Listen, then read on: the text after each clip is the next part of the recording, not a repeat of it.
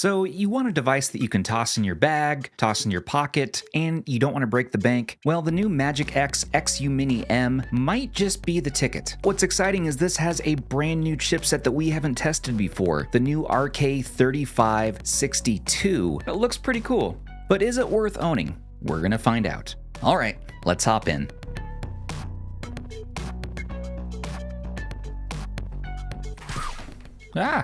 Sorry, Ash. So you might be wondering, who is MagicX? They're a brand that released one other handheld so far that people might know. This is called the XU10. Initially, in my review, I was not a fan. My speaker blew out. I got a replacement device, and while the handheld today was not sent for review, this previous XU10 was, and happened to be from the Ampone store. After updating to the latest software builds, this is one that has grown on me, and I tend to favor the buttons on this, the Dpad especially, over something like the R36S, and overall, this wasn't too bad. I bought this one during the pre-order period on discount, but now you can have it for $49 because right at $50, you're right at the same price range as the TrimUI Smart, Miyoo A30, and the RG28XX, which are other tiny candy bar handhelds. All of these have 2.8-inch screens, TrimUI Smart just a little bit smaller. But I like that they don't include a lot of packaging. It comes with this case. They have a link to the stock firmware stickered right there if you need that. Comes with a USB cable, little lanyard. Oh, I see. Nice. So I've had this for about a day now and I've been testing it out and I've really been enjoying it so far. I think there's a lot of power under the hood for us to unlock. While it's locked down, it's a version of Emulec and it is partially customizable. I'll kind of show you how we do that. Ooh, those sticks aren't too bad. So these are Hall sticks actually, that's interesting. And they feel really good. Dpad is mushy rubber membrane. Buttons are these chiclet style mushy rubber membrane matte feel all the way around for everything. Nice soft texture on those buttons. But we have louder clicky shoulders and they're inline. But you also exchange that for a very flat device. 2600 milliamp hour battery. You actually have heat dissipation exhaust. Power on bottom, reset button, 3.5 headphone out. You have micro SD card slot on the left for the OS, which comes with the card, and then a additional card slot on the right if you want to expand and add more games. But the face buttons feel good. Yeah. Excellent, excellent travel on those. I like the depth. They work well. The D-pad pivots pretty nicely. We're gonna have to test that out and see what that's like in action. These are loud, I don't prefer that, take a listen. But they don't get in the way and they're there. You also have two USB-C ports up top, DC, OTG, volume down, volume up, start and select, quiet there, and then you have a function button there. Yeah, minimal branding, shell is nice and matte, stereo downfiring speakers, and a little 2.8-inch OCA laminated 640 by 480 4:3 aspect ratio IPS display. 1 GB of DDR4 RAM. So you should be getting about 6 hours out of that 2600 milliamp hour battery. No Wi-Fi on here. And if we look at comparisons compared to the tried and true Rockchip 3566 we've seen in so many devices now, technically the RK3562 is newer and you're gaining a little bit. It claims to be clocked at 2 gigahertz, but this unit is clocked at 1.8. As far as benchmarks go, though, if it was clocked at 2 gigahertz, you would be getting a slightly higher benchmark. Single thread rating is just below the 3566. As far as colorway options, you have the gray, you have the orange, which is really nice looking. I love that orange. And then this one I picked up is the black because I like these Skittle buttons, and I always prefer transparent shells these days. And then as far as ergonomics go, I really enjoy just the overall size and the weight. It's lightweight. You don't have bump outs for ergonomics, but on something this small, you're not going to probably want to have that anyways. This is really one you just toss in your pocket and you go. Now, compared to something like the 28XX, this is not an ergo champion at all, but I just love the D-pad so much that I keep coming back to it. I would say these are equally as loud for the shoulders. Mini M's a little bit louder. Miyoo A30. Now this one's fairly comfortable, and you get one stick. So now we have a Mini with 2 sticks, and you can play up to PSP, Dreamcast, N64 on here. And here's the TrimUI Smart, and this one opts to have no sticks like the 28XX, with an even smaller display and all clicky micro switch buttons. This is the smallest. It's adorable. But I would say ergonomics-wise, I've been testing these 4 devices, and this actually wins for me. So I really like the hardware. I really, really do. Having the Hall sticks is really cool. I mean, this is the only one here where you're going to see that. And you have concave Hall sticks, which is always my preference as well. The D-pad that they ended up with, I think should work pretty well. I don't know if it's going to be as awesome as the 28XX. But as far as face buttons go, they're a little bit bigger than the 28XX, so I really like that. I mean, these are just too small, teeny, teeny, teeny, tiny. These are fine, but I just don't like the style. And these are okay too, they're serviceable. Of course, for shoulders, you're gonna win with the Miyoo A30. This is the quietest of these devices. This is the one you play in bed. Or the TrimUI Smart is fairly quiet as well. But the 28XX, pretty loud on those shoulders, and same here. So now I'll show you around the software a little bit. And it boots up fairly quick right into Emulec, a custom build. So you are stuck with this theme, but it's a nice theme. So this comes with a number of games shipped with it. You should see the PS1 catalog, for instance. You never see too many PS1 games included, but look at this. Yeah, they included lots of, I'm guessing these are CHD files because it's a very full catalog. Yeah, and then you also have some ports, open bore, we have a controller test, and it actually comes with Shredder's Revenge as a port.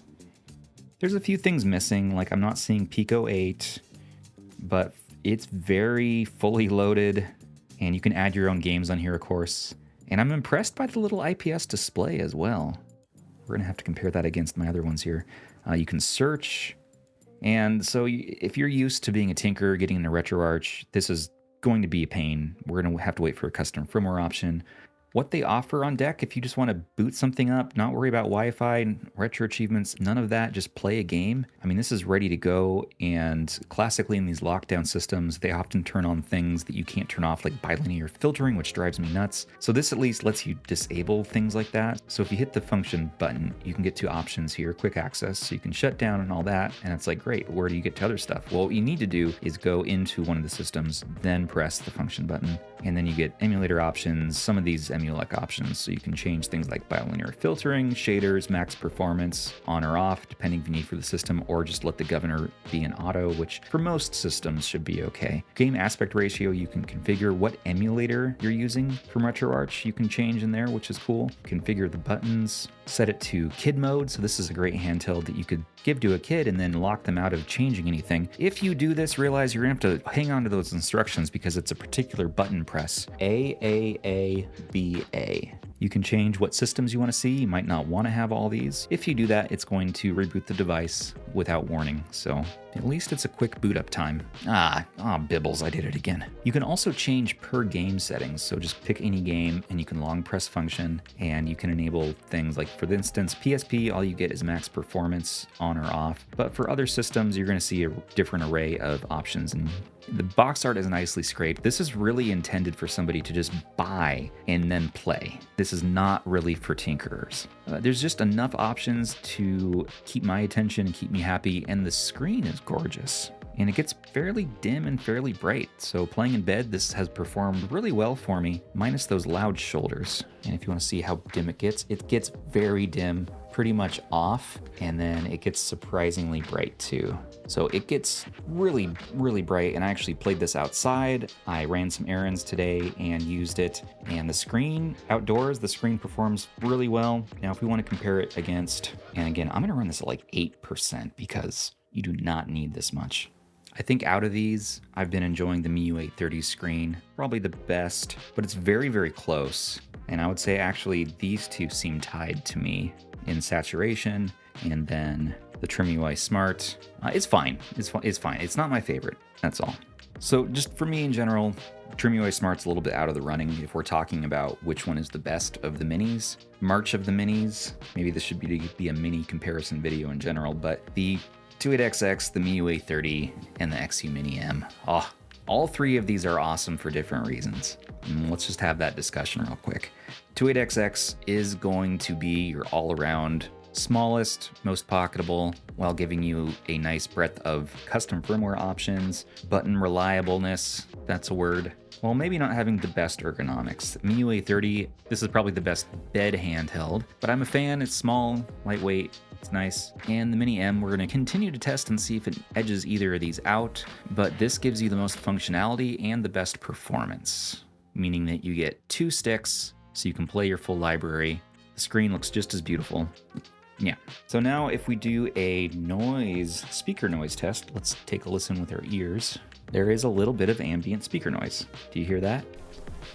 Not a deal breaker, but there is about a not inaudible amount of speaker buzz. It's not buzz, it's just a little bit of white noise. Kind of sounds like the ocean. It's there. I don't like that. It's hard to get around it. A lot of these devices have it. Same thing with the 28XX, which has more of a crackly, low rumble. And the Miyoo A30 also has speaker noise. This one sounds probably the most annoying, but it's also very quiet. So this is the most pleasant of the unnecessary speaker noise. But if we do a speaker test, let's do max speaker.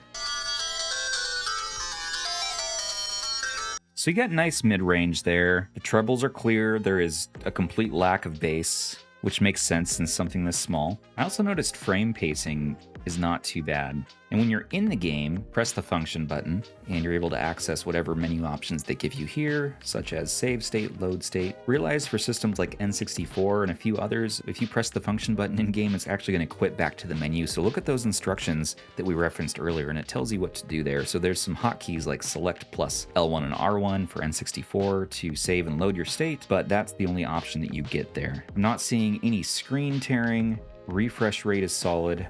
And look again at that IPS. Agent Armstrong. Look at this game. So this is a game that I discovered on this handheld, and it's a run and gun kind of like Apocalypse for PS1, but it's more 2D style. Reminds me of like a 2.5D Metal Slug. Oh no. I'm not very good at it yet. Explosions. Explosions. No. It looks like there might not be music, meaning... Okay, I know how they fit so many PS1 games on here. I don't think they included the music tracks. At least not for this one. That's a bummer. You can always load your own on here. What about tried and true Crazy Taxi 2? We should not be getting slowdown on this chipset. Custom firmware to the rescue. Soon enough. Oh no. Yikes. Let's continue into our game testing now.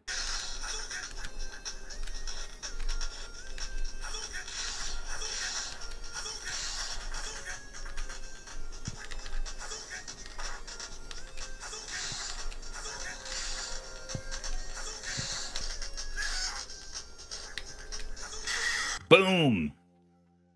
Well, I would say that passes my Street Fighter test. You're gonna get some black bars being a 4:3 screen, but otherwise Game Boy Advances should be good. Let's see if it's backtrackable, because we know it's Hadoukenable. Yes, backtrack. My favorite game. And you don't get fast forward either. I'm bummed about that. Gotta have fast forward. Yes! Okay. Now let's test out this D-pad. I'm not getting any sort of accidental diagonals. I mean, it's... Yeah. It's pivoting nicely. Oh. Oh. Yeah, that's very controlled. All right. All right. Solid job on that D-pad. Yeah. So you don't move until you fully pivot into the right. I mean, that's a nice and tight control you have over this D-pad. Yeah. Yeah. As far as heat goes, I'm getting now some warmth happening. Not hot. Not 40XX. I'm never going to live that down. But it's warm, so let's take a baseline. 89. Battery has been holding up fairly decent. It has, again, a smaller 2600 milliamp hour battery compared to the 3100 milliamp hour you're going to get inside of the Anbernic. But it's on par with what you get inside of the Miyoo, which again is a 2600 milliamp hour. Battery on this does not last forever. So realize that the 28XX is going to win in battery life. And the TrimUI Smart actually only has a 500 milliamp hour battery, so this will be the shortest. If we want to look at some other systems that look good on 4.3, really what I'd like to focus on is just the high end. Let's see if we can make this chip sweat a little bit more and do some PSP. It has this menu sound, which you can't disable currently.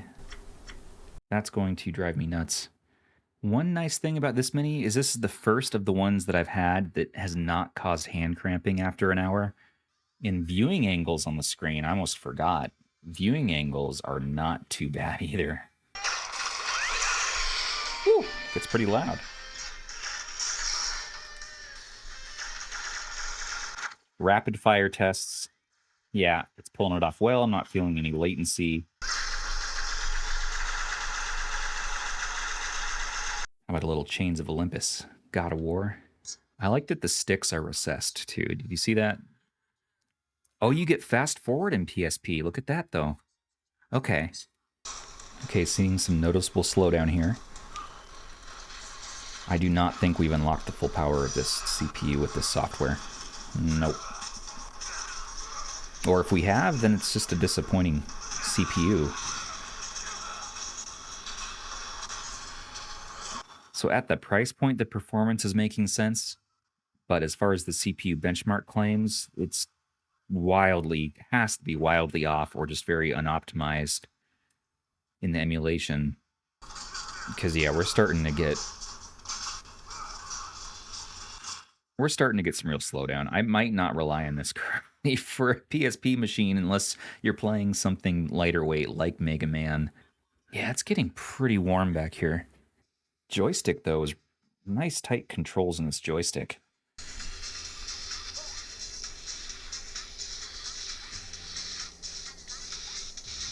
Celestio 64? Are we playing Celeste today? What is this? It's me, Mario. But who is a me? What is this?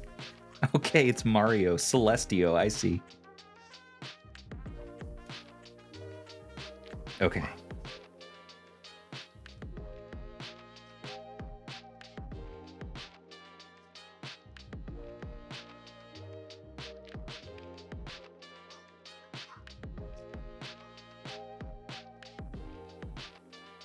And so far, N64 is performing okay.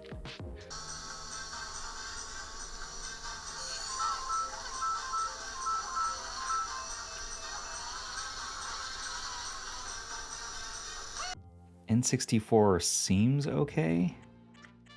But should we try Perfect Dark? We should try Perfect Dark. Now, I know Zoo wasn't a huge fan of this XU Mini M. He said it was mid.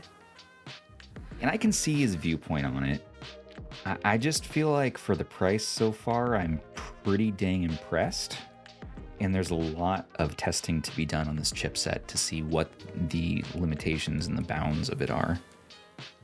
Yeah, this joystick feels good and it's performing well. Wow. That is like a Retroid joystick. That is... Oh, look at that dead zone. And performance-wise, N64 is a little bit of slowdown there. Oh, no.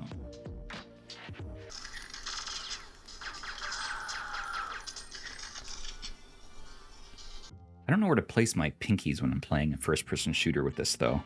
Like, I wish I could grip something. This might do well with one of those 3D printed or TPU grips. Last one I would like to give a shot with is the Nintendo DS Castlevania. That's just, look at this little teeny tiny screen. That's like an inch and a half of screen space. You're really gonna need to play it like this and then just swap between using L2, R2. But performance-wise, again, we're looking just fine here. 105 Fahrenheit there. Hitting 98 now on the back. I mean, it's getting very hot now. Is this going to be another instance of me needing to put some thermal padding on?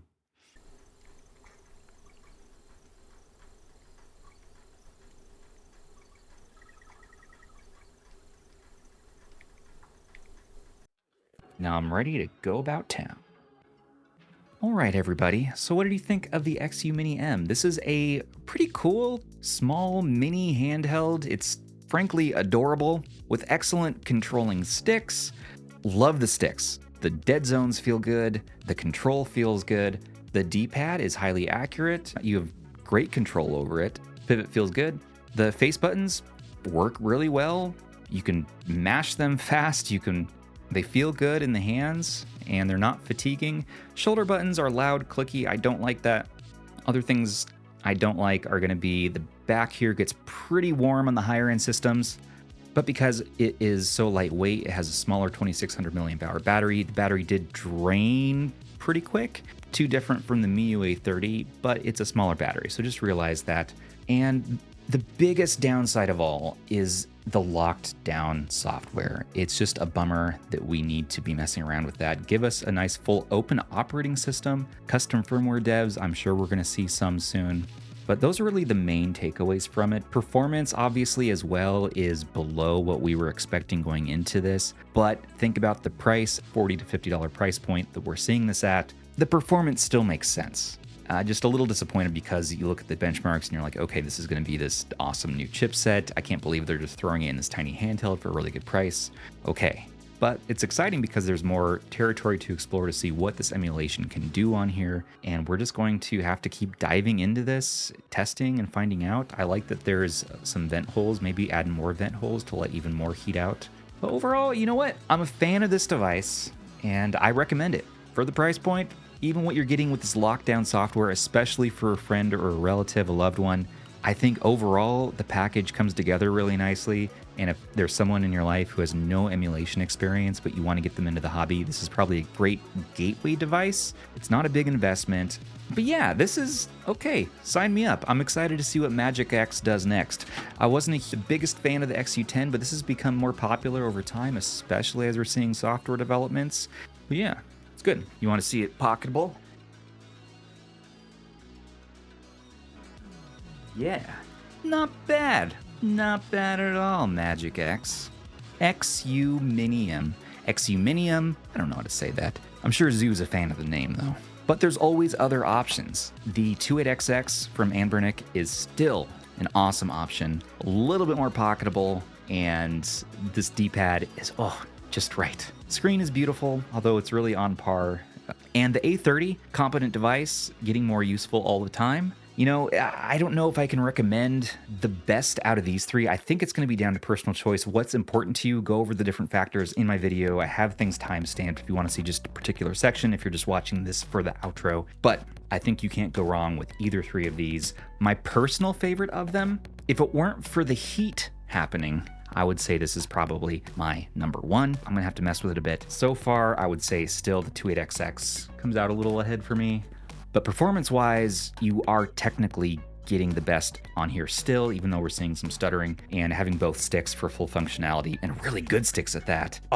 In time, with the right custom firmware, I think this might be the winner of these three. Right now, I still like 28XX.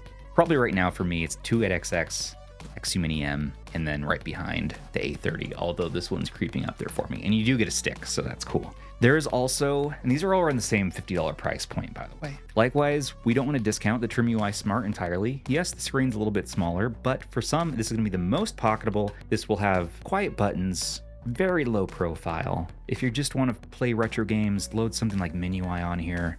So clean, and it just works. And it's gosh darn adorable as well. So yeah, but this is my fourth pick. So there's the minis for you. If you're interested though, do pick it up in our description. Any of these handhelds, always here to talk with you all and give advice on what might be a good recommend, a good buy. So just leave a comment in the description, come into our Discord, chat with us. Always happy to talk about this stuff. It is a big passion for me. And I just want to thank you all so much for watching. Don't forget to like, comment, and subscribe to stay in the know for all of your favorite retro handhelds. And a special thanks to our channel members, patrons, and subs for making this YouTube channel and everything we do possible. Perks with RH start for as little as $3 a month. Hop in our Discord to chat and play games, and join me on a video very shortly where I talk about the opposite of minis and Linux gaming, but the Ally X and the MSI Claw. We're going to be talking about that. We're going to do a NAS setup video. Zoo as well. You can check his video out on the X Mini M. He's not as hyped on it. He says it's mid, but